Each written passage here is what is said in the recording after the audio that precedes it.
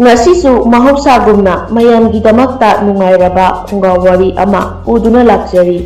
Wari asibu ibirappi Sana Sagolsen. Wari asigi mamingna Mama Machagi Chakrida Chinglendi. Mathai thaina mamangaida khoimu kawba nupa ama leirami. Mahaki nupi thabalai kum tha suduna leirami. Matamgi matung ina khoimu machanupi ama phangjaki. Machanupi adubu yengbada ingna ningthijabini haiduna Chinglembi haina kaurami. Khoimu hotnaba kanba thabak tawbada michang mikhai naidaba nupa amani. Mahak lamphayda chatuna sel talami. Aduna arapa mafamsu adumak yawrai. Machanupi Chinglembi na chahi mari manga hairakpa matamni. Khunnaduda laikatnaba waraba laina ama pak sana sandoklaklami. Aduna khun adugi khunjasing ado tora tuna narami. Adubu lamphai chatuna sel tanba oibana khoimu hanagumna thabak chatnaba loisilami. Thabalai mapuroibana loisilibado kari haiduna awat apa yengjarami. Pochai ado loisinna thabalaina moi pabung handakna kayam kuina leiraga hanbiraktoino. Khoimuna kuiroida hapta amagumbadi leirakpa yai. Ado ai chatlukige namana cha jeksinna leiramuko. Khunna sida taunaribase khanguko. Mapan ipan ka hena thokanu. Aine thabak ado hek loibaga adum halaadabani. Thabalaina hoi moi pabung. Asumna khoimu lamphayda chatuna lalol itik taurami. Thabalai machanupi Chinglembiga loinana yamna jeksinna kina mapuroiba khoimubu halakpa ngaijarami. Asumna mapa mama macha yamna nungsi chanana harau leiminarami. Adubu laigi nongdam kananasu tamba ngamde. Laibak thiba haigadra laikatnaba ngamdaba lainado thabalaisu yoraklami.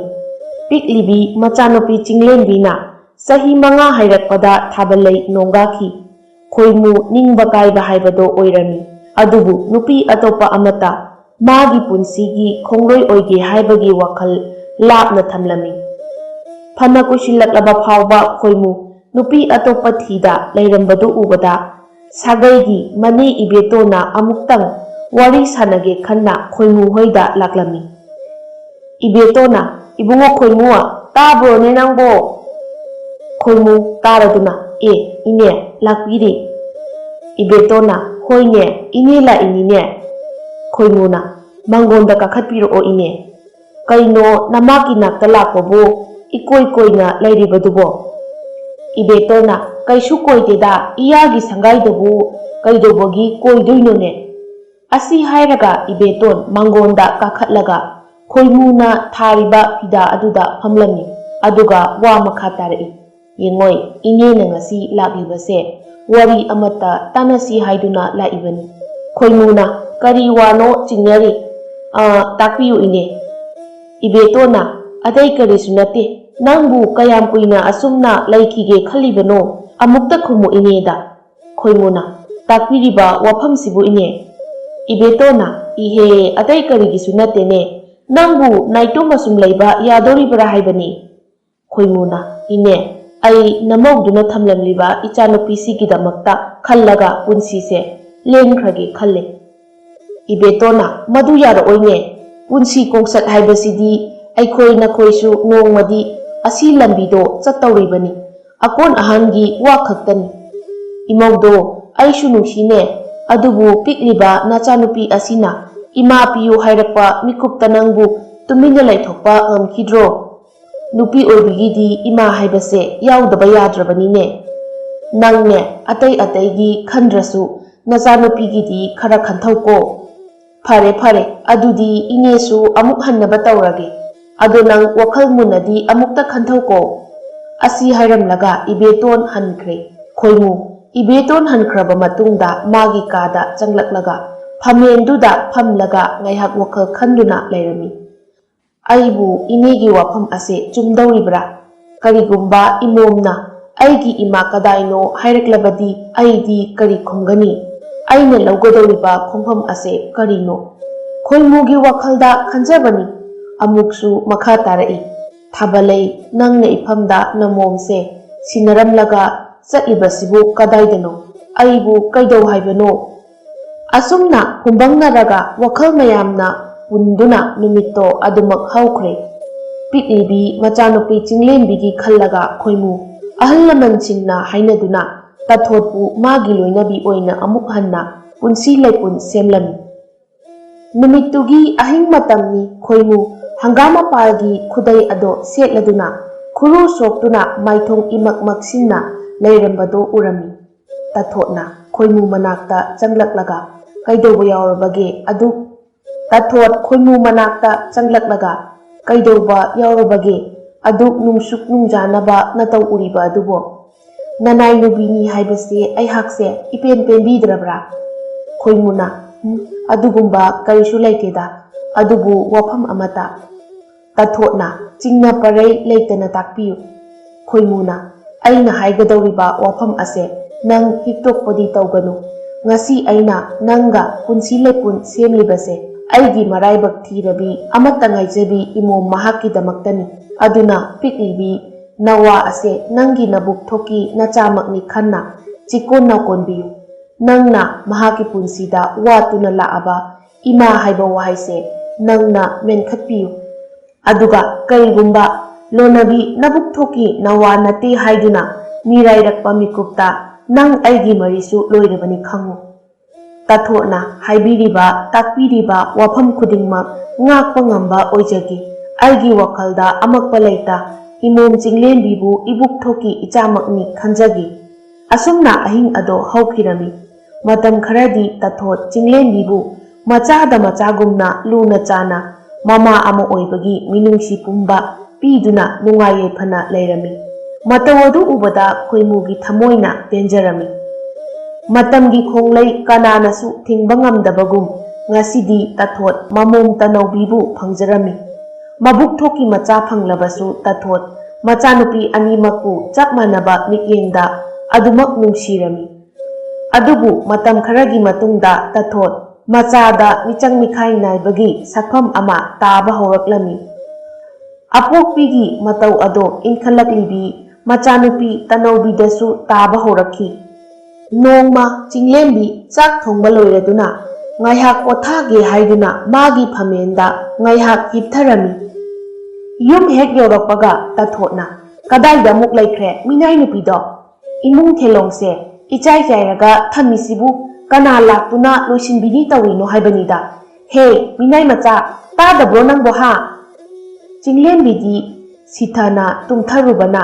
ꯇꯥꯊꯣꯠꯅ ꯀꯧꯔꯤꯕꯗꯣ ꯇꯥꯔꯝꯗꯦ ꯃꯅꯥꯎꯅꯨꯄꯤ ꯇꯅꯧꯕꯤ ꯑꯣꯏꯅ ꯃꯥꯡꯒꯣꯟꯗ ꯆꯦꯟꯊꯣꯔꯛꯏ ꯇꯅꯧꯕꯤꯅ ꯀꯩꯅꯣ ꯂꯪꯖꯥꯛ ꯀ꯭ꯋꯥꯛ ꯈꯣꯡꯕꯒꯨꯝ ꯈꯣꯡꯉꯛꯏꯁꯤꯕꯨ ꯏꯃꯥ ꯅꯪꯅ ꯇꯥꯊꯣꯠꯅ ꯏꯆꯥꯗ ꯅꯠꯇꯤꯌꯦ ꯑꯩꯈꯣꯏꯒꯤ ꯃꯤꯅꯥꯏ ꯅꯨꯄꯤ ꯇꯧꯉꯝꯕꯤ ꯑꯃ ꯂꯩꯕꯗꯣ ꯀꯗꯥꯏꯗ ꯆꯠꯈ꯭ꯔꯒꯦ ꯇꯅꯧꯕꯤꯅ ꯑꯁ ꯑꯩ ꯈꯪꯖꯜꯂꯛꯆꯗꯦꯗ ꯑꯩꯉꯣꯟꯗꯒ ꯍꯪꯕꯤꯔꯛꯀꯅꯨ ꯇꯥꯊꯣꯠꯅ ꯎꯗ꯭ꯔꯣ ꯀꯗꯥꯏꯗ ꯑꯃꯨꯛ ꯆꯠꯈ꯭ꯔꯕ ꯏꯃꯨꯡꯁꯦ ꯀꯣꯏꯆꯥꯏ ꯆꯥꯏꯅ ꯊꯅꯝꯂꯒ ꯇꯅꯧꯕꯤꯅ ꯈꯪꯗꯦ ꯑꯩ ꯇꯝꯕ ꯄꯥꯈꯪ ꯀꯅꯥꯒ ꯆꯤꯡꯌꯥꯒꯤ ꯑꯁꯨꯛꯄꯗ ꯅꯨꯡꯁꯤ ꯋꯥꯔꯤ ꯆꯤꯛꯊꯖꯔꯝꯖꯅꯤ ꯇꯥꯊꯣꯠꯅ ꯆꯦꯡꯂꯧꯁꯤꯗ ꯀꯔꯝꯕ ꯇꯝꯕꯅ ꯊꯃꯣꯏ ꯈꯣꯏꯗꯥꯗꯣꯏꯕ ꯏꯃꯨꯡꯗ ꯂꯩꯔꯝꯅꯤ ꯎꯁꯤꯠꯇꯕ ꯑꯃ ꯌꯥꯎꯔꯤꯌꯦ ꯃꯥꯒꯤꯁꯦ ꯀꯧꯕꯒ ꯇꯥꯁꯤꯟꯅꯗ꯭ꯔꯤꯁꯦ ꯈꯪꯒꯅꯤꯗꯅ ꯃꯁꯤ ꯑꯁꯤ ꯍꯥꯏꯔꯒ ꯑꯁꯥꯎꯕ ꯑꯃꯒ ꯂꯣꯏꯅꯔꯒ ꯇꯥꯊꯣꯠ ꯃꯈꯨꯠꯇ ꯁꯥꯖꯩ ꯑꯃ ꯄꯥꯏꯔꯒ ꯆꯤꯡꯂꯦꯝꯕꯤꯒꯤ ꯀꯥ ꯇꯝꯅ ꯆꯪꯂꯛꯂꯝꯃꯤ ꯆꯤꯡꯂꯦꯝꯕꯤ ꯆꯥꯛ ꯊꯣꯡꯕꯒꯤ ꯃꯩꯁꯥ ꯃꯔꯛꯇ ꯂꯩꯔꯨꯕꯒ ꯊꯣꯡꯅꯥꯎꯗꯒꯤ ꯏꯪ ꯇꯞꯅ ꯂꯤꯔꯤ ꯂꯤꯔꯤ ꯍꯨꯝꯂꯛꯂꯤꯕ ꯃꯥꯂꯪꯕꯒꯤ ꯇꯥꯟꯊꯥꯗ ꯅꯤꯡꯉꯥꯏꯗꯅ ꯇꯨꯝꯗꯨꯅ ꯂꯩꯔꯝꯃꯤ ꯃꯗꯨ ꯎꯔꯨꯕꯗ ꯇꯥꯊꯣꯠꯅ ꯀꯌꯥꯗ ꯅꯨꯡꯉꯥꯏꯅ ꯇꯨꯝꯃꯤꯅꯣꯕ ꯈꯪꯅꯤ ꯅꯪ ꯉꯁꯤꯗꯤ ꯑꯁꯤ ꯍꯥꯏꯔꯒ ꯇꯥꯊꯣꯠ ꯃꯥꯅ ꯄꯥꯏꯔꯛꯂꯤꯕ ꯁꯥꯖꯩ ꯑꯗꯨꯅ ꯑꯀꯟꯕ ꯁꯥꯐꯨ ꯑꯃꯒ ꯂꯣꯏꯅꯅ ꯏꯁꯤꯁꯤꯅ ꯅꯨꯡꯉꯥꯏꯅ ꯇꯨꯝꯖꯔꯤꯕ ꯆꯤꯡꯂꯦꯝꯕꯤꯒꯤ ꯃꯁꯥꯗ ꯀꯜꯂꯛꯏ ꯆꯤꯡꯂꯦꯝꯕꯤ ꯈꯪꯕꯣꯏ ꯂꯥꯛꯄꯣꯏ ꯏꯃꯥ ꯃꯃꯤꯠꯇꯣ ꯃꯄꯤ ꯏꯔꯥ ꯆꯦꯜꯂꯒ ꯄꯥꯡꯊꯣꯔꯛꯏ ꯇꯥꯊꯣꯠꯅ ꯈꯪꯕ꯭ꯔꯥ ꯍꯥ ꯃꯤꯅꯥꯏ ꯅꯨꯕꯤ ꯅꯅꯥꯗꯣ ꯀꯟꯈꯣꯗꯅ ꯅꯪ ꯅꯨꯡꯉꯥꯏꯔꯤꯅꯤ ꯍꯧꯖꯤꯛꯇꯤ ꯏꯃꯥꯇꯣꯟ ꯅꯥꯏꯌꯦ ꯏꯃꯥꯇꯣꯟ ꯑꯩ ꯇꯁꯦꯡꯅ ꯇꯥꯖꯍꯧꯗꯕꯅꯤ ꯏꯃꯥꯇꯣꯟ ꯑꯩꯕꯨ ꯐꯨꯕꯤꯒꯅꯣ ꯇꯥꯊꯣꯠꯅ ꯀꯔꯤꯒꯤ ꯇꯥꯗꯕ ꯀꯔꯤꯒꯤ ꯅꯥꯕꯅꯣ ꯍꯥ ꯇꯨꯝꯈꯣꯗꯅ ꯅꯪ ꯍꯥ ꯇꯨꯝꯈꯣꯕ ꯑꯁꯤ ꯍꯥꯏꯔꯒ ꯍꯦꯟꯅ ꯑꯗꯨꯝ ꯁꯥꯖꯩꯗꯨꯅ ꯍꯟꯖꯤꯟ ꯍꯟꯖꯤꯟ ꯀꯟꯁꯤꯜꯂꯝꯃꯤ Upai leitrabi Chinglembi kapna kapna mamaton Tathota tokpinaba haijarami. Adubu Tathot taba kaupa leiti. Minungsi machet amata yaudana hena dum henjinna puraklami. Chinglembi Chainado khangba ngamlaktabagi phamangda tharo onduna Chainado wana khangjarami.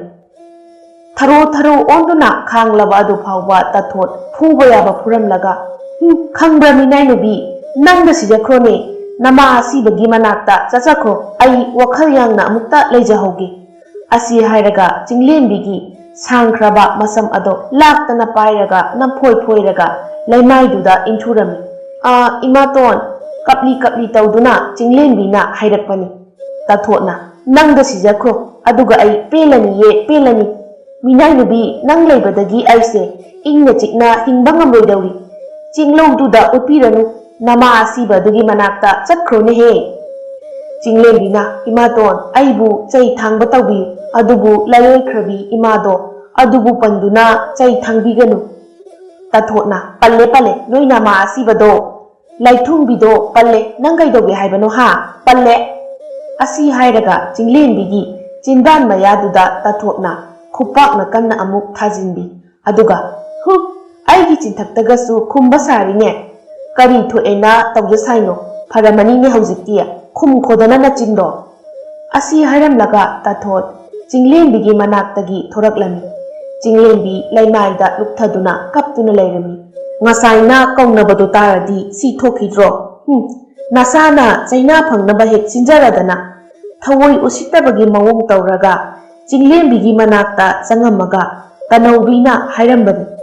Chinglenbi masam mana ipha mamit mamaido ipom tawraga kapli aigi laibakse onthoknasu thina tambiramida nongdambana hakna ima nanga matam sangna tung koina leimino haibasu nasa aigi laibakta tambiramdriba karigino ima nasa imatongi michaida nacha khangba ngamdre nasa busu imagi nakta pubiramba yadrabra ima machinda pendana solaga Chinglenbi thamoi sokna kaplani.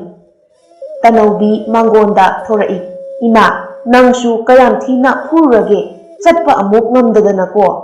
Tathotna ngamdasanu sikhradi pharadabani ai. Tanobina ai chak thongba ngamoi ko. Tathotna isanadi karigi chak thongjarudoino minai nubi minukhangama leiringaidabo. Tanobina o makhong makhuto amata lengba khotpa ngamdradi kamaina imungi thabak tawdorige. Tathotna karigi ngamdaba imale adugibu imungi thabak tawdre mathibongdo chajadaba tabani sara hinjaba tabani. Tanobina ado ima. Tathotna kaino hayune ichana haingbado. Tanobina kumsigi leirang nachonggi kumai yauraktoredana. Tathotna yauraktore wa makhatara une. Tanobina ado kumhaise nangnaba phirol kharata sana kaitheldagi leibiyo ima. Kumsigi kumai asida iningthau puyambagi machanupa majaibungo yairensu saruk yagadawi hayi aduna machu mamen taba phirol kita leibiyoba ima. Tathotna kaino hairisibo majaibungo yairenbu saruk yagadawi haiba adudi icha ningthina make sengdaba yadabani. Chinglemna ningthijabada masaibungo yairen hainaribanine. Tanobina adune aina sana kaithel karusi haise. Tathotna hekta ichagi khutta tuhangadabani khudum changadabani yengoi nangna nungai yaifana leibata natana leima phamtol kadawribanine. Ima aisu khangningiba aibu yamna wakhal thenbidawna nokli tawraga Tanobina khumlakpani. Tathotna adubudi Tathot aigi imomnidana kanade ima isa sana kaithelda karusi aduga tara chaklensu nabukhoida chatlaga charusi. Tanobina imungda nahiribi amasidi kamdawba.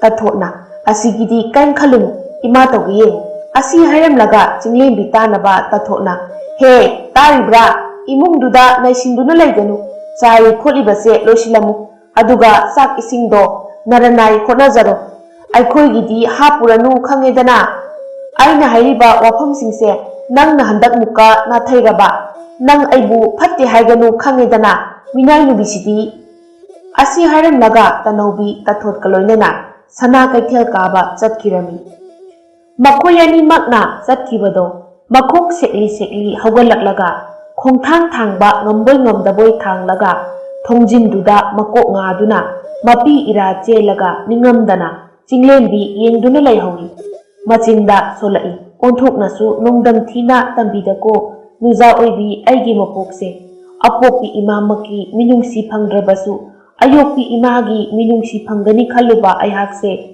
ngasidi imatongi tathiba miyengna phanganbidreko ikha taba inaw laire ichin inaw nungsi chanana laiminarani khaluba khetnaba miyeng khakibana ngasidi mache aigi chinthakta wa ngangba ngamabako masini chinglenbi aigi mapokse wakhal nungsuk nungjanana mangonda chairibado ngamboi ngamdaboi khongthang thangladuna tasin khomjilami imung loisinba loiraba matung tara chaklendo chiraga chaksangduda naitom tara chaklen mayada mapi ira cheladuna chakhom adu huklami chinglenbi tara chaklen chana apokpana leiringai harau noktuna chaminnakhibado khangning singlai panthau yengba ngamlibra namomgi matause nahakti lalolibani haiduna sangaida kuina leiminabasu phangdedo namomdi wareko thabum masing yamlakle panthauga punna tara chaklen chaminakhidabasu panthau nangbu halakpa ngaibada imatongi michai kayase namomdi wana khangledo panthau nahakbu halakadaba wanglen mikupto yengjari hikna thembinaba laita chinglenbi thamoi sokna kapcharami yasanglakpa matam oiraklami ngaihak leiraga tathot machanupi tanaubiga loinaraga harau nokminaduna halaklami tanaubina ima ina phiasigi machuse tasengna aidi khoidareda tathotna ichabu pamlabone thawaina khoidajarabo tanaubina hoi ima asuk ningthijabasibo ado ima ina phi amasidi kamdauba tathotna ina phi amado kaidorabagene pamdrabo tanaubina pame ningthijai animak ai karamba khandoino khangdre tathotna adu oiragana ichagi hek loi oithoklo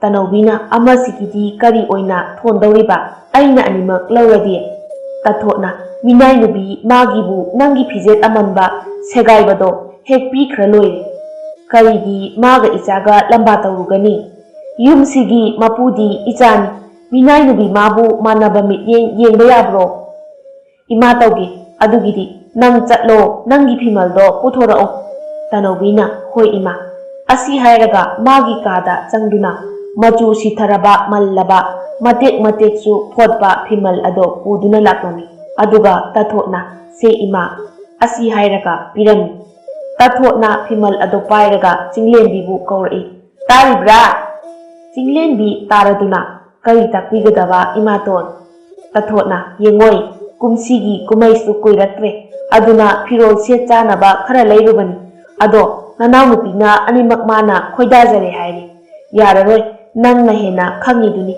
nanaw nupigi ningaidi aduga ama amuk leinaba selsu sudre aduna nangna ahan haibado oire se nangidi nanaw nupigi mamangi setkibasi oina setlose chinglenbi tathotna pirakliba fizol adu lauraga wa amata ngangda magi kada changlaklami phamengduda phamladuna mallaba machu mamen thoktraba firol ado konduna thamoi sokna kaplami mathamoida khanjai magisu apokpi mamado leijaramlabadi anaubo fizol thonbiramniko haina asukuiba haukiba kumon kayase fijet figaina laitengduna kumai yauduna laklibani anauba fijet laitengba haibado chinglenbida mamaton tathotna phangalamde asumna matam khara haukraba matung anganba korauni khoimu lamphai halaklami khoimuna magi sangai hek yorakpaga machanupi chinglenbibu kauraklami khoimuna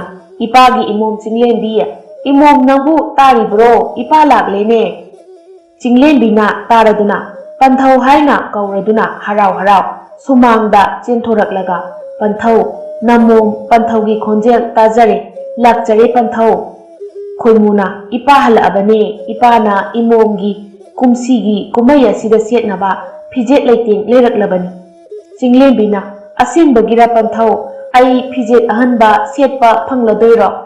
ꯈꯣꯏꯃꯨꯅ ꯑꯁꯦꯡꯕꯒꯤꯅꯤꯅꯦ ꯏꯃꯣꯝ, ꯀꯨꯃꯣꯟ ꯑꯁꯤꯒꯤ ꯀꯨꯝꯍꯩꯗꯗꯤ ꯏꯃꯣꯝꯅ ꯐꯤꯖꯦꯠ ꯂꯩꯇꯦꯡ ꯑꯍꯟꯕ ꯁꯦꯠꯅꯕ ꯍꯥꯏꯗꯨꯅ ꯏꯄꯥꯅ ꯂꯩꯗꯨꯅ ꯄꯨꯔꯛꯂꯕꯅꯤ꯫ ꯁꯦ ꯌꯦꯡꯉꯨ ꯈꯣꯏꯗꯥꯖꯔꯕ꯭ꯔꯥꯅ꯫ ꯆꯤꯡꯂꯦꯝꯕꯤ ꯌꯣꯝꯗꯨꯅ ꯄꯨꯔꯛꯂꯤꯕ ꯐꯤꯖꯦꯠ ꯂꯩꯇꯦꯡꯗꯣ ꯂꯧꯔꯒ ꯃꯥꯒꯤ ꯀꯥꯗ ꯆꯪꯗꯨꯅ ꯐꯤꯖꯦꯠ ꯂꯩꯇꯦꯡ ꯑꯗꯣ ꯁꯦꯠꯂꯗꯨꯅ ꯈꯣꯏꯃꯨꯒꯤ ꯃꯃꯥꯡꯗ ꯃꯥꯏꯊꯣꯡ ꯃꯀꯥ ꯂꯥꯝꯅ ꯅꯣꯛꯃꯤ ꯇꯧꯔꯒ ꯆꯦꯟꯊꯣꯔꯛꯏ꯫ ꯑꯗꯨꯒ ꯄꯟꯊꯧ ꯅꯤꯡꯊꯤꯖꯔꯕ꯭ꯔꯥ? ꯈꯣꯏꯃꯨ ꯃꯆꯥꯅꯨꯄꯤ ꯆꯤꯡꯂꯦꯝꯕꯤꯗ ꯌꯦꯠꯇ ꯑꯃꯨꯛ ꯆꯦꯠꯂꯞ ꯑꯣꯏꯗ ꯑꯃꯨꯛ ꯆꯦꯠꯂꯞ ꯇꯧꯔꯒ ꯃꯣꯃꯣꯟ ꯅꯣꯛꯇꯨꯅ ꯃꯆꯥꯒꯤ ꯃꯇꯧꯕꯨ ꯌꯦꯡꯖꯔꯝꯃꯤ꯫ ꯈꯣꯏꯃꯨꯅ ꯅꯤꯡꯊꯤꯖꯔꯦ, ꯏꯃꯣꯝꯅ ꯏꯍꯦꯟ ꯍꯦꯜꯂꯦ ꯏꯄꯥꯒꯤꯗꯤ꯫ ꯀꯩꯅꯣ ꯇꯧꯔꯝꯃꯤꯕꯁꯤꯕꯣ?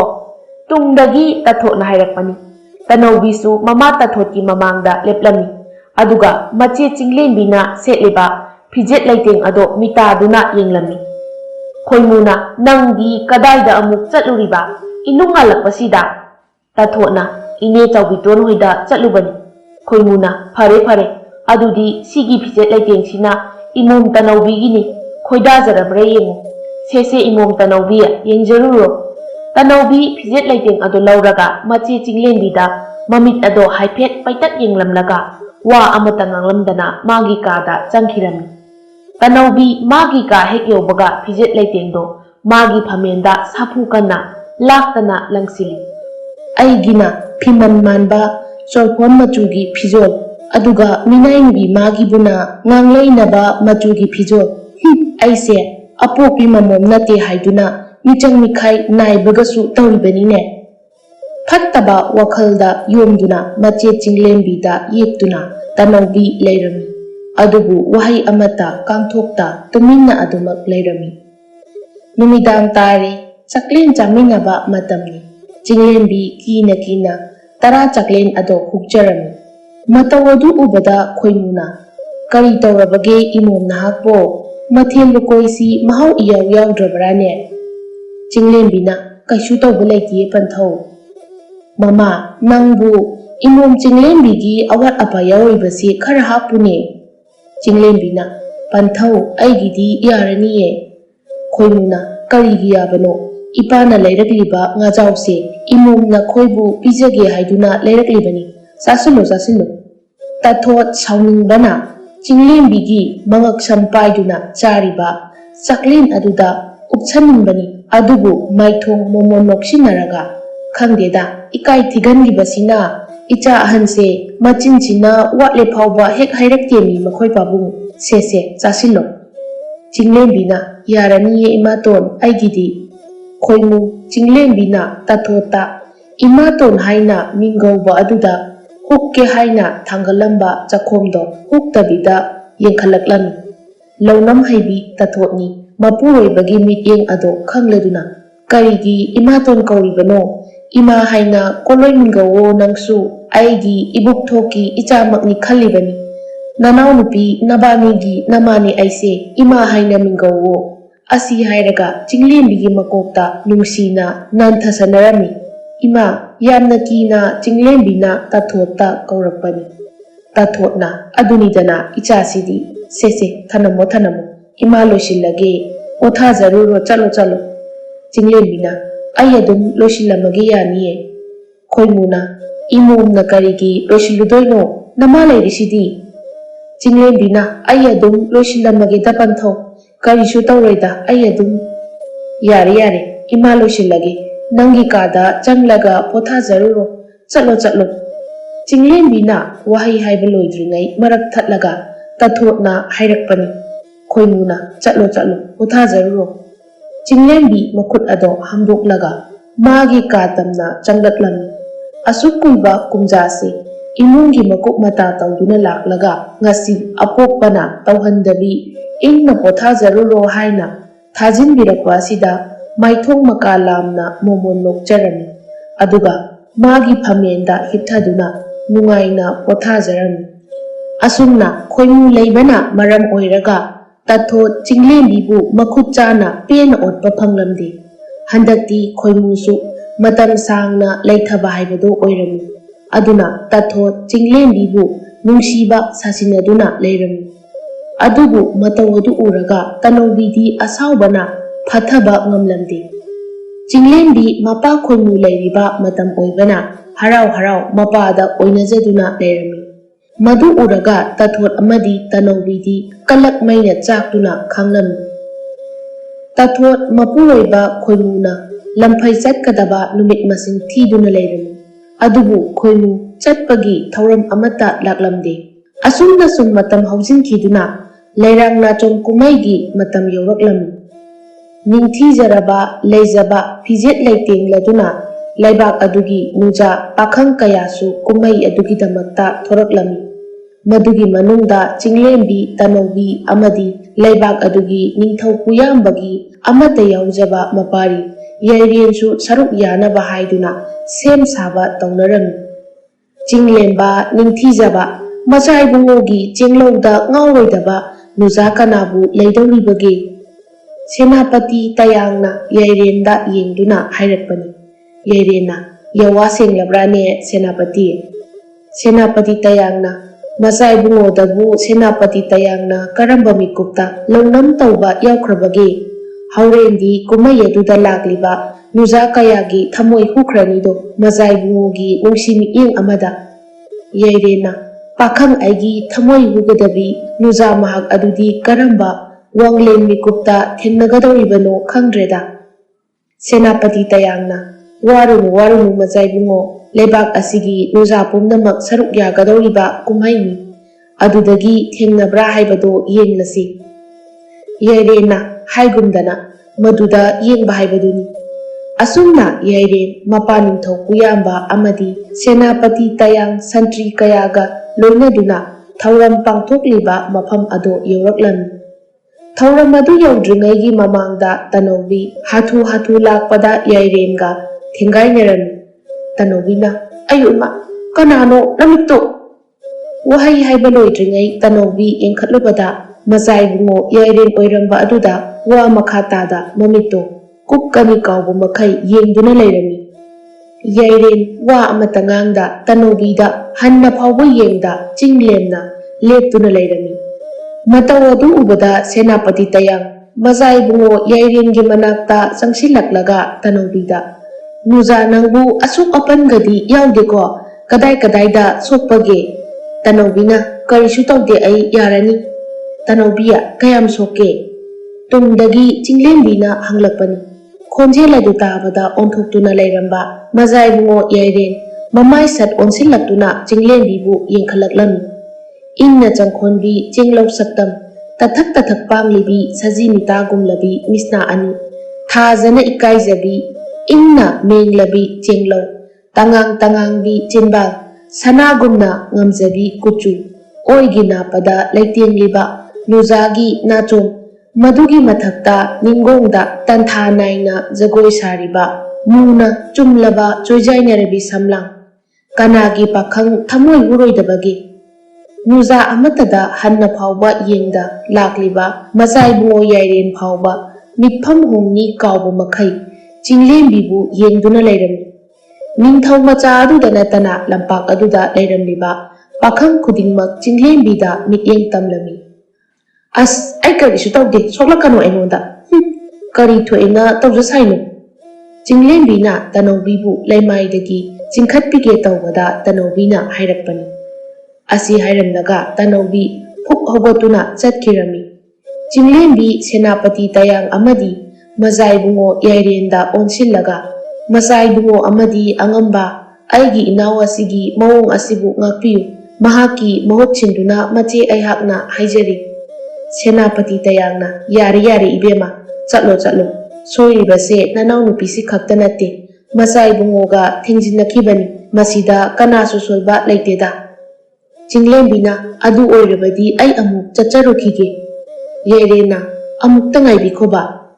ꯆꯤꯡꯂꯦꯝꯕꯤ ꯆꯠꯀꯦ ꯇꯧꯔꯝꯕꯗꯣ ꯈꯪꯂꯦꯞ ꯂꯦꯞꯂꯒ "ꯀꯔꯤ ꯇꯥꯛꯄꯤꯒꯗꯕ ꯃꯆꯥ ꯏꯕꯨꯡꯉꯣ?"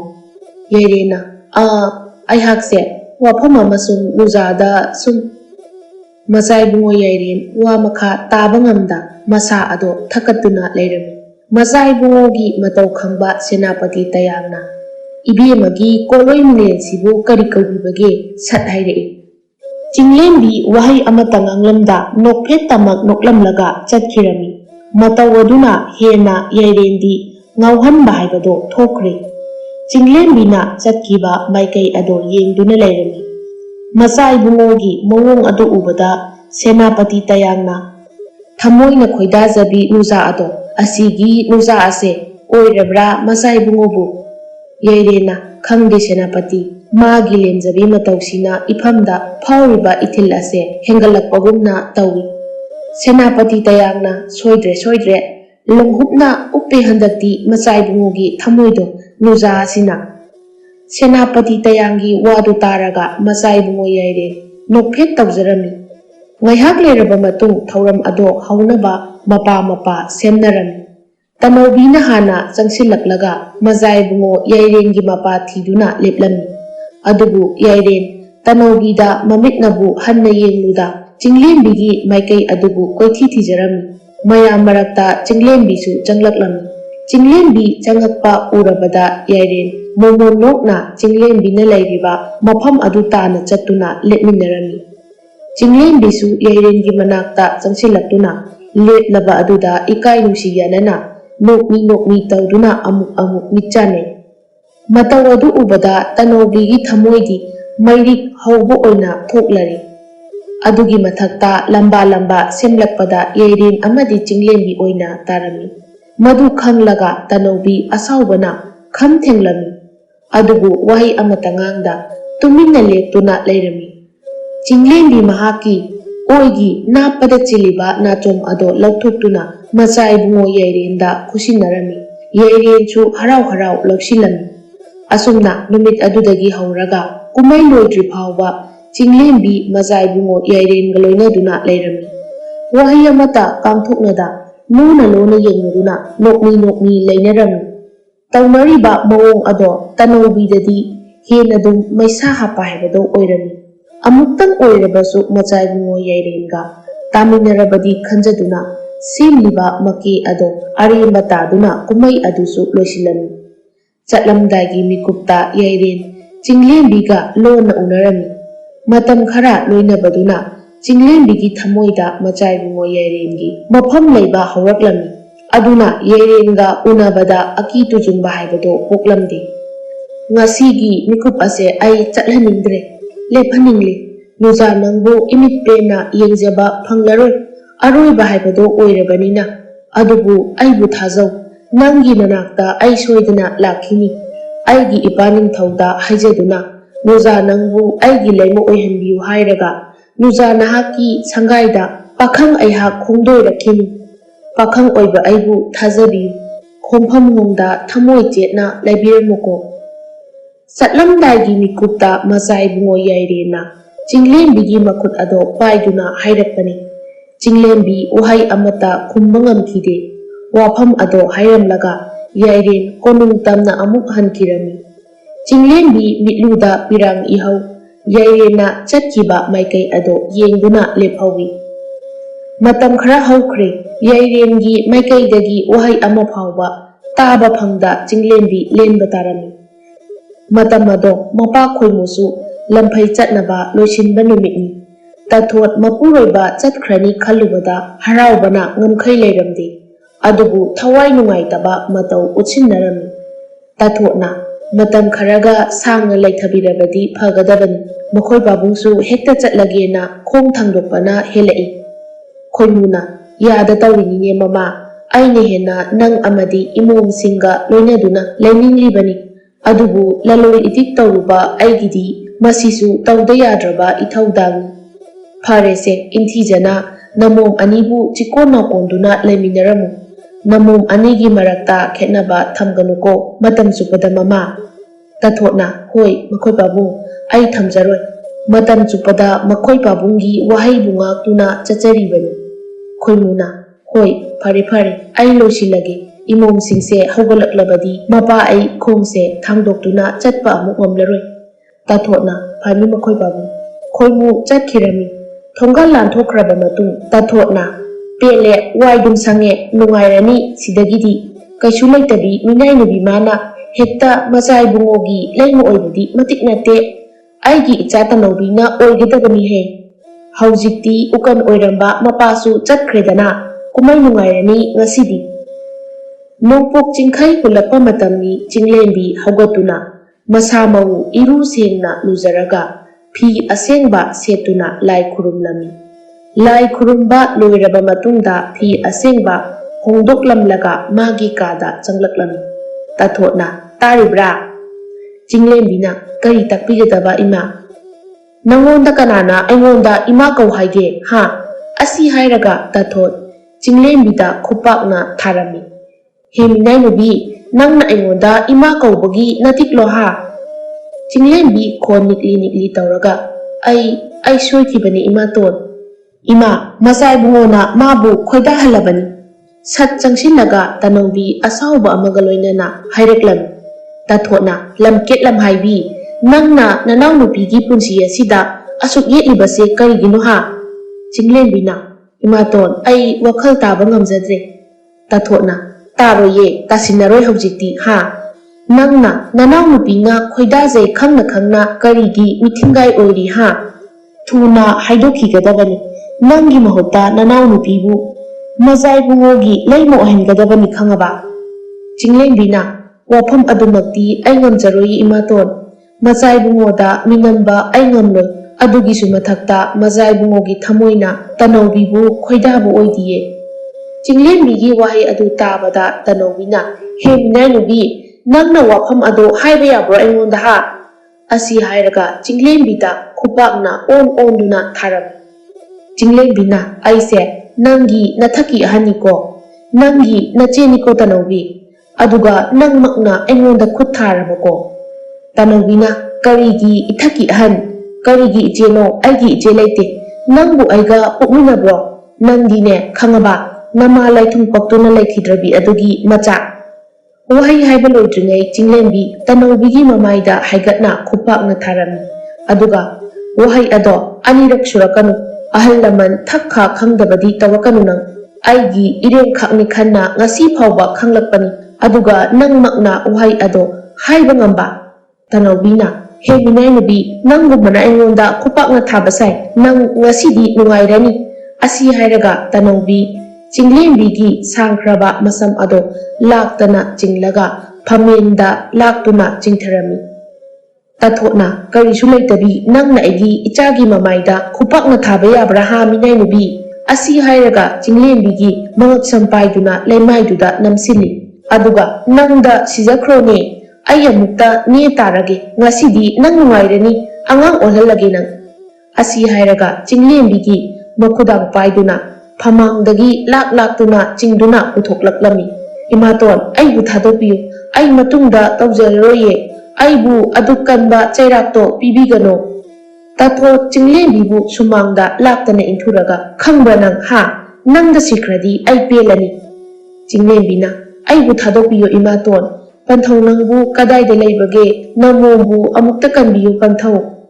tathona kau napado chakkraba napado ngasidi kanana nangbu aigi ikutagi kanba ngamdoriba tanobi tabra khongambumdagi ising asabado haidoklaga purau minai nubise mapunsida kokloidaba takhom thamge tanobina hoi ima tanobi imungda changkhirami cinglembi kapli adukanba wahai namomda sizinabiribadubu karigino imaton aibu adumna tawbiganu ai matungda tawjalaroye tathona puraktribro ising haibado lamke pise warake tanobina pure ima cinglembina kainu tanobi nangsu nupini ko nasini ko aise nahakidi tanobina karigi je kanagi je minai nubini nandi yummasigi minai as ima sabing ngangliba machinchida hana hijilo tanindre ayamna tathona ima tawge ima lairi ngasidi kanano mabu kangedaba ima nachabusu imagi ngakta yobongamba ohenbiyuko sakri kanba imaton amadi inau nupigi michaida ai khangba lakpa ngamhanbidre ngasidi makhoida minungsi haibado mangkre ima namomsu nanakta laklage namombu ngaibiramkho panthau ꯅꯃꯣꯝꯅ ꯄꯟꯊꯧꯒꯤ ꯅꯨꯡꯁꯤꯕ ꯁꯛꯇꯝꯗꯣ ꯎꯖꯕ ꯐꯪꯗ ꯅꯃꯣꯝ ꯉꯁꯤꯗꯤ ꯑꯁꯤ ꯂꯝꯗꯝꯗ ꯆꯠꯄ ꯇꯥꯔꯦ꯫ ꯄꯟꯊꯧ ꯅꯃꯣꯝꯕꯨ ꯋꯥꯔꯧꯕꯤꯅꯨꯀꯣ, ꯅꯃꯣꯝ ꯂꯥꯏꯕꯛ ꯊꯤꯕꯤ ꯑꯩ ꯆꯠꯆꯔꯒꯦ꯫ ꯋꯥꯈꯜꯗ ꯈꯟꯅ ꯈꯟꯅ ꯆꯤꯡꯂꯦꯝꯕꯤ ꯃꯃꯤꯠꯇꯒꯤ ꯃꯄꯤ ꯆꯗꯨꯝ ꯆꯗꯨꯝ ꯇꯥꯅ ꯄꯦꯟꯗꯅ ꯇꯦꯡꯊꯥꯖꯔꯒ ꯃꯃꯤꯠ ꯑꯅꯤ ꯑꯗꯣ ꯆꯦꯖꯦꯠ ꯎꯏꯁꯤꯟꯖꯔꯝꯃꯤ꯫ ꯏꯃꯥ ꯍꯥꯏꯖꯤꯜꯂꯣ, ꯀꯔꯤ ꯉꯥꯏꯔꯤꯒꯦ? ꯃꯤꯅꯥꯏꯅꯨꯕꯤꯁꯦ ꯁꯤꯈ꯭ꯔꯕ ꯀꯥꯟꯗ ꯑꯩ ꯄꯦꯜꯂꯅꯤ꯫ ꯇꯅꯧꯕꯤꯅ ꯃꯃꯥ ꯇꯥꯊꯣꯠꯇ ꯑꯣꯟꯁꯤꯟꯗꯨꯅ ꯆꯤꯡꯂꯦꯝꯕꯤꯗ ꯃꯃꯤꯠꯇꯣ ꯈꯥꯅ ꯌꯦꯡꯗꯨꯅ ꯍꯥꯏꯔꯛꯄꯅꯤ꯫ ꯇꯥꯊꯣꯠꯅ ꯏꯃꯥ ꯇꯧꯒꯦ ꯌꯦꯡꯉꯨ, ꯉꯁꯤꯗꯒꯤꯗꯤ ꯏꯃꯥ ꯏꯆꯥꯈꯛ ꯅꯨꯡꯉꯥꯏꯅ ꯂꯩꯔꯗꯕꯅꯤ꯫ ꯏꯁꯤꯡ ꯑꯁꯥꯕꯒꯤ ꯃꯩꯁꯥꯅ ꯊꯔꯣ ꯊꯔꯣ ꯑꯣꯜꯂꯒ ꯁꯤꯖꯈ꯭ꯔꯖꯅꯤ꯫ ꯍꯩꯗ ꯍꯩꯌꯨ ꯏꯁꯤꯡꯗꯣ꯫ ꯇꯥꯊꯣꯠꯅ ꯏꯁꯤꯡ ꯑꯁꯥꯕꯗꯣ ꯆꯤꯡꯂꯦꯝꯕꯤꯒꯤ ꯀꯣꯛꯊꯛꯇ ꯍꯩꯒꯦ ꯍꯦꯛ ꯇꯧꯕꯒ ꯃꯄꯥ ꯈꯣꯏꯃꯨꯅ ꯑꯁꯥꯎꯕ ꯑꯃꯒ ꯂꯣꯏꯅꯅ ꯍꯥꯏꯔꯛꯄꯅꯤ꯫ ꯈꯣꯟꯖꯦꯜ ꯑꯗꯨ ꯇꯥꯕꯗ ꯆꯤꯡꯂꯦꯝꯕꯤ ꯃꯃꯤꯠ ꯈꯪꯄꯥꯡ ꯄꯥꯡꯊꯣꯔꯛꯏ꯫ ꯑꯗꯨꯒ ꯀꯞꯂꯤ ꯀꯞꯂꯤ ꯄꯟꯊꯧ ꯈꯣꯏꯃꯨ ꯆꯤꯡꯂꯦꯝꯕꯤꯒꯤ ꯃꯅꯥꯛꯇ ꯆꯪꯁꯤꯜꯂꯛꯇꯨꯅ ꯃꯆꯥꯕꯨ ꯂꯩꯃꯥꯏꯗꯒꯤ ꯆꯤꯡꯈꯠꯄꯤꯔꯝꯃꯤ꯫ ꯇꯥꯊꯣꯠ ꯃꯄꯨꯔꯣꯏꯕꯅ ꯂꯦꯞꯂꯝꯕꯗꯣ ꯎꯔꯨꯕꯗ ꯃꯈꯣꯏ ꯄꯥꯕꯨꯡ, ꯏꯆꯥ ꯆꯤꯡꯂꯦꯝꯕꯤꯁꯦ ꯏꯔꯨꯖꯒꯦ ꯍꯥꯏꯕ, ꯑꯗꯨꯗ ꯏꯁꯤꯡ ꯑꯁꯥꯕꯗꯣ ꯂꯨꯝꯕꯤꯔꯨꯕꯅꯤ꯫ ꯃꯈꯣꯏ ꯄꯥꯕꯨꯡꯗꯤ ꯃꯇꯧ ꯀꯔꯝꯅ? ꯈꯣꯏꯃꯨꯅ ꯂꯧꯅꯝꯕꯤ ꯅꯪꯅ ꯑꯩ ꯂꯩꯇꯕ ꯃꯇꯝꯗ ꯑꯩꯒꯤ ꯏꯃꯣꯝꯗ ꯑꯁꯨꯝꯅ ꯑꯣꯠꯄꯤꯕ, ꯅꯪꯕꯨ ꯃꯃꯥꯔꯣ? ꯅꯪꯗꯤ ꯃꯃꯥ ꯑꯣꯏꯕꯗ ꯃꯇꯤꯛ ꯆꯥꯗꯕꯅꯤ꯫ ꯃꯃꯥ ꯑꯃ ꯑꯣꯏꯔꯒ ꯃꯤꯆꯪ ꯃꯤꯈꯥꯏ ꯑꯗꯨꯛ ꯅꯥꯏꯅ ꯌꯦꯡꯂꯝꯕ ꯍꯥ? ꯅꯪ ꯉꯁꯤꯗꯒꯤꯗꯤ ꯃꯐꯝ ꯑꯁꯤꯗ ꯂꯩꯕ ꯌꯥꯔꯔꯣꯏ꯫ ꯆꯠꯈ꯭ꯔꯣ ꯆꯠꯂꯣ, ꯏꯃꯥꯡꯗ ꯅꯪꯒꯤ ꯁꯛꯇꯝꯗꯣ ꯀꯨꯏꯅ ꯎꯍꯜꯂꯅꯨ, ꯆꯠꯈ꯭ꯔꯣ꯫ ꯀꯔꯤꯒꯤ ꯏꯃꯥꯕꯨ ꯇꯥꯜꯂꯤꯕ? ꯀꯔꯤ ꯃꯇꯤꯛꯅꯣ? ꯄꯣꯛꯇꯦꯕꯨ ꯄꯣꯛꯇꯦ ꯍꯥꯏꯕꯅꯤ꯫ ꯏꯃꯥꯕꯨ ꯃꯐꯝ ꯑꯁꯤꯗꯒꯤ ꯆꯠꯍꯟꯈꯤꯕ ꯅꯇꯤꯛ ꯅꯠꯇꯦ꯫ ꯎꯁꯤꯠꯇꯕ ꯃꯇꯧ ꯎꯠꯇꯨꯅ ꯇꯅꯧꯒꯤ ꯃꯆꯤꯟ ꯑꯗꯣ ꯈꯨꯝꯂꯛꯂꯝꯃꯤ꯫ ꯈꯣꯏꯃꯨꯅ ꯀꯅꯥꯗꯅꯣ ꯅꯪꯅ ꯍꯥꯏꯔꯤꯕ ꯋꯥꯐꯝꯗꯣ ꯍꯥ? ꯑꯁꯤ ꯍꯥꯏꯔꯒ ꯇꯅꯧꯕꯤꯒꯤ ꯃꯃꯥꯏꯗ ꯈꯨꯄꯥꯛꯅ ꯊꯥꯔꯝꯃꯤ꯫ ꯑꯗꯨꯒ ꯋꯥ ꯃꯈꯥ ꯇꯥꯔꯛꯏ꯫ ꯇꯥꯎ ꯉꯁꯤꯗꯤ ꯅꯪꯁꯨ ꯅꯃꯥ ꯐꯠꯇꯕꯤ ꯄꯨꯛꯆꯦꯜ ꯄꯤꯛꯄꯤꯒꯤ ꯃꯆꯥꯅꯤꯅ ꯅꯥꯄꯜꯗꯤ ꯍꯥꯏꯒꯠꯂꯦꯅꯦ ꯍꯥ? ꯑꯩꯒꯤ ꯏꯆꯥꯅꯤꯒ ꯍꯥꯏꯅꯤꯡꯗꯦ꯫ ꯍꯥꯏꯕꯤꯒꯦ ꯇꯥꯖꯧ, ꯉꯁꯤ ꯅꯃꯥ ꯅꯆꯥꯅ ꯂꯩꯕ ꯐꯪꯂꯤꯕꯁꯦ ꯅꯆꯦ ꯆꯤꯡꯂꯦꯝꯕꯤꯒꯤ ꯍꯥꯛꯇꯛꯇꯒꯤꯅꯤ꯫ ꯑꯩꯅ ꯅꯨꯄꯤ ꯑꯇꯣꯞꯄ ꯊꯤꯈꯤꯕꯁꯨ ꯅꯁꯤꯒꯤ ꯈꯜꯂꯒꯅꯤ꯫ ꯅꯃꯥ ꯑꯁꯤꯗ ꯑꯩꯅ ꯄꯨꯟꯁꯤ ꯂꯩꯄꯨꯟ ꯁꯦꯝꯕꯒꯤ ꯑꯍꯤꯡ ꯑꯗꯨꯗ ꯍꯥꯏꯈꯤ, ꯃꯤꯆꯪ ꯃꯤꯈꯥꯏ ꯅꯥꯏꯕ ꯃꯤꯠꯌꯦꯡ ꯌꯦꯡꯂꯛꯀꯅꯨ, ꯅꯆꯦꯕꯨ ꯃꯍꯥꯛꯅ ꯍꯦꯛ ꯄꯣꯛꯆꯕꯤ ꯃꯆꯥꯃꯛꯅꯤ ꯈꯜꯂꯨ ꯍꯥꯏꯅ, ꯑꯗꯨꯒ ꯀꯔꯤꯒꯨꯝꯕ ꯄꯨꯛꯆꯦꯜ ꯄꯤꯛꯂꯛꯂꯕꯗꯤ ꯌꯨꯝ ꯑꯁꯤꯗ ꯂꯩꯕ ꯌꯥꯔꯣꯏ ꯍꯥꯏꯅ꯫ ꯇꯥꯊꯣꯠꯅ ꯃꯈꯣꯏ ꯄꯥꯕꯨꯡ, ꯑꯩ ꯁꯣꯏꯈ꯭ꯔꯦ, ꯑꯩ ꯂꯥꯜꯂꯦ꯫ ꯑꯩꯕꯨ ꯌꯨꯝ ꯑꯁꯤꯗꯒꯤ ꯆꯠꯂꯣ ꯍꯥꯏꯕꯗꯨꯗꯗꯤ ꯇꯥꯛꯄꯤꯒꯅꯨ꯫ ꯑꯩꯒꯤ ꯑꯊꯦꯟꯕ ꯋꯥꯈꯜꯗ ꯑꯄꯣꯛ ꯄꯣꯛꯇꯒꯤ ꯈꯦꯠꯅꯕ ꯊꯝꯂꯨꯔꯦ꯫ ꯑꯩ ꯌꯥꯝꯅ ꯁꯣꯏꯈ꯭ꯔꯦ, ꯑꯩꯕꯨ ꯑꯃꯨꯛꯇ ꯉꯥꯛꯄꯤꯌꯨ꯫ ꯈꯣꯏꯃꯨꯅ ꯍꯥꯏꯈꯤꯕ ꯋꯥꯍꯩꯅ ꯑꯔꯣꯏꯕꯅꯤ, ꯆꯠꯈ꯭ꯔꯣ ꯆꯠꯂꯨ, ꯅꯠꯇ꯭ꯔꯕꯗꯤ ꯅꯉꯛ ꯁꯝꯗꯣ ꯄꯥꯏꯗꯨꯅ ꯏꯜꯂꯛꯀꯅꯤ, ꯆꯠꯈ꯭ꯔꯣ꯫ ꯍꯥꯏꯈꯤꯕ ꯋꯥ ꯉꯥꯛꯇ꯭ꯔꯕꯅꯤꯅ ꯅꯪ ꯃꯐꯝꯁꯤꯗ ꯂꯩꯊꯔꯨꯕꯒꯤ ꯃꯔꯝ ꯂꯩꯇꯦ, ꯆꯠꯈ꯭ꯔꯣ꯫ ꯃꯄꯨꯔꯣꯏꯕꯒꯤ ꯃꯑꯣꯡ ꯃꯇꯧ ꯅꯤꯡꯊꯤꯖꯅ ꯈꯪꯕ ꯇꯥꯊꯣꯠ ꯋꯥꯍꯩ ꯍꯥꯏꯔꯨꯕꯒꯤ ꯀꯥꯟꯅꯕ ꯂꯩꯔꯔꯣꯏ ꯈꯟꯗꯨꯅ ꯃꯔꯥꯜꯒꯤ ꯃꯇꯨꯡ ꯏꯟꯅ ꯃꯆꯥꯅꯨꯄꯤ ꯇꯅꯧꯕꯤꯕꯨ ꯄꯨꯗꯨꯅ ꯆꯠꯈꯤꯔꯝꯃꯤ꯫ ꯆꯤꯡꯂꯦꯝꯕꯤꯅ ꯃꯈꯣꯏꯕꯨ ꯈꯥꯝꯒꯦ ꯇꯧꯔꯝꯃꯤ, ꯑꯗꯨꯕꯨ ꯈꯣꯏꯃꯨꯅ ꯊꯤꯡꯂꯝꯃꯤ꯫ ꯈꯣꯏꯃꯨꯅ ꯁꯥꯒ ꯄꯥꯡꯈꯛ ꯑꯣꯏꯕ ꯃꯈꯣꯏꯗ ꯃꯤꯅꯨꯡꯁꯤ ꯄꯣꯛꯂꯨꯅꯨ, ꯏꯃꯣꯝ ꯆꯠꯈ꯭ꯔꯁꯅꯨ, ꯃꯁꯤꯗ ꯋꯥ ꯃꯈꯥ ꯇꯥꯔꯛꯀꯅꯨ꯫ ꯆꯤꯡꯂꯦꯝꯕꯤꯅ ꯄꯟꯊꯧ ꯃꯇꯧ ꯀꯔꯝꯅ?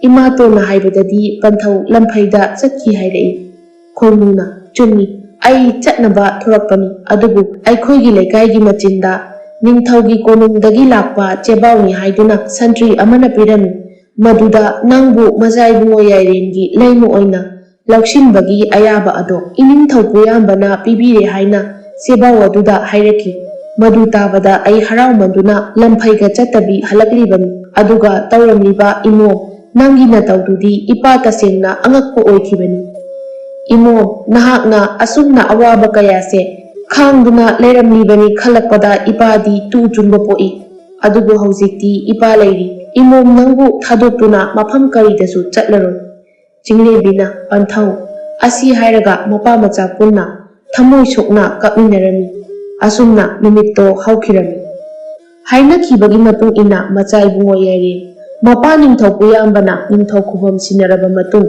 ꯆꯤꯡꯂꯦꯝꯕꯤꯕꯨ ꯃꯥꯒꯤ ꯇꯥꯂꯣꯏ ꯑꯣꯏꯅ ꯃꯥꯡꯒꯣꯟ ꯀꯥꯕꯤꯌꯨ ꯍꯥꯏꯔꯝꯃꯤ꯫ ꯅꯤꯡꯊꯧ ꯄꯨꯌꯥꯝꯕ ꯃꯄꯥꯔꯤ ꯌꯥꯏꯔꯦꯟ ꯍꯔꯥꯎ ꯍꯔꯥꯎ ꯂꯩꯖꯔꯅꯤ ꯈꯪꯂꯗꯨꯅ ꯃꯄꯥꯔꯤ ꯌꯥꯏꯔꯦꯟꯒ ꯂꯣꯏꯅꯅ ꯆꯤꯡꯂꯦꯝꯕꯤ ꯍꯣꯏꯗ ꯃꯥꯡꯒꯣꯟ ꯀꯥꯔꯛꯂꯝꯃꯤ꯫ ꯂꯩꯕꯥꯛꯀꯤ ꯅꯤꯡꯊꯧ ꯃꯁꯥꯃꯛꯅ ꯃꯆꯥꯅꯨꯄꯤ ꯄꯤꯅꯕꯤꯔꯣ ꯍꯥꯏꯖꯔꯕꯗ ꯀꯔꯝꯕ ꯃꯄꯥ ꯑꯣꯏꯕꯅ ꯊꯃꯣꯏ ꯄꯦꯜꯂꯣꯏꯗꯒꯦ? ꯑꯈꯪ ꯑꯍꯩ ꯇꯥꯟꯅꯗꯨꯅ ꯅꯨꯃꯤꯠ ꯑꯐꯕ ꯌꯦꯡꯗꯨꯅ ꯑꯋꯣꯡ ꯑꯋꯨꯟ ꯇꯝꯂꯗꯨꯅ ꯆꯤꯡꯂꯦꯝꯕꯤ ꯅꯤꯡꯊꯧ ꯌꯥꯏꯔꯦꯟꯒ ꯄꯨꯟꯁꯤ ꯂꯩꯄꯨꯟ ꯁꯦꯝꯈꯤꯔꯝꯃꯤ꯫ ꯆꯤꯡꯂꯦꯝꯕꯤ ꯅꯤꯡꯊꯧ ꯌꯥꯏꯔꯦꯟꯒꯤ ꯂꯩꯃ ꯃꯤꯡꯊꯣꯜ ꯐꯪꯗꯨꯅ ꯑꯋꯥꯕꯗ ꯁꯔꯨꯛ ꯑꯣꯏꯖꯔꯛꯄꯤ ꯀꯞꯄꯅ ꯂꯩꯇꯦꯡ ꯑꯣꯏꯖꯗꯨꯅ ꯂꯥꯛꯈꯤꯕꯤ ꯅꯨꯡꯖꯥ ꯃꯍꯥꯛ ꯑꯗꯣ ꯀꯣꯟꯅꯊꯪꯗ ꯅꯨꯡꯉꯥꯏ ꯌꯥꯏꯐꯅ ꯄꯨꯟꯁꯤ ꯁꯥꯡꯅ ꯂꯦꯟꯈꯤꯔꯝꯃꯤ꯫